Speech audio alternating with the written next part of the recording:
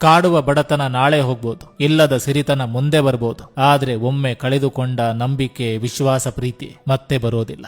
ಜೀವಂತ ಇದ್ದಾಗ ಮಾಡುವ ಅವಮಾನ, ಸತ್ತಾಗ ಮಾಡುವ ಗುಣಗಾನ ಇವೆರಡು ವ್ಯರ್ಥ.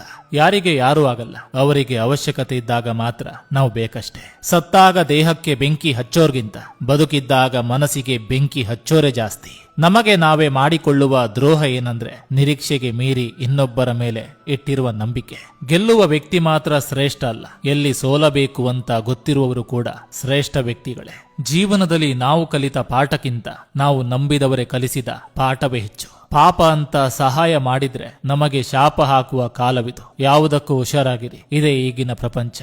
ನಾನು ಮಾಡಿದ ತಪ್ಪು ಏನಂದ್ರೆ ನಾನು ನಂಬಿದವರು ವಿಶ್ವಾಸದಿಂದ ಮಾತನಾಡುತ್ತಿದ್ದಾರೆ ಎಂದುಕೊಂಡೆ, ಆದ್ರೆ ನಟಿಸುತ್ತಿದ್ದಾರೆ ಎಂದು ನನಗೆ ಅರ್ಥವಾಗ್ಲಿಲ್ಲ. ನಮ್ಮವರು ನಮ್ಮಿಂದ ಯಾವಾಗ ಮಾತನಾಡದೆ ಸ್ವಲ್ಪ ದೂರವಾಗ್ತಾರೋ ಆವತ್ತೇ ತಿಳ್ಕೋಬೇಕು ಅವರಿಗೆ ನಮ್ಮ ಅವಶ್ಯಕತೆ ಮುಗಿದಿದೆ ಎಂದು. ನಾನು ಯಾರನ್ನು ದೂರ ಮಾಡಿಲ್ಲ. ಯಾರಿಗೆ ಅವಶ್ಯಕತೆ ಮುಗೀತೋ ಅವರೇ ನನ್ನಿಂದ ದೂರ ಆಗಿದ್ದಾರೆ ಅಷ್ಟೇ. ಬೇರೆಯವರನ್ನ ನೋಯಿಸೋ ಮೊದಲು ಯೋಚಿಸಿ ಆ ನೋವು ನಿಮಗಾದ್ರೆ ಹೇಗಿರುತ್ತೆ ಎಂದು.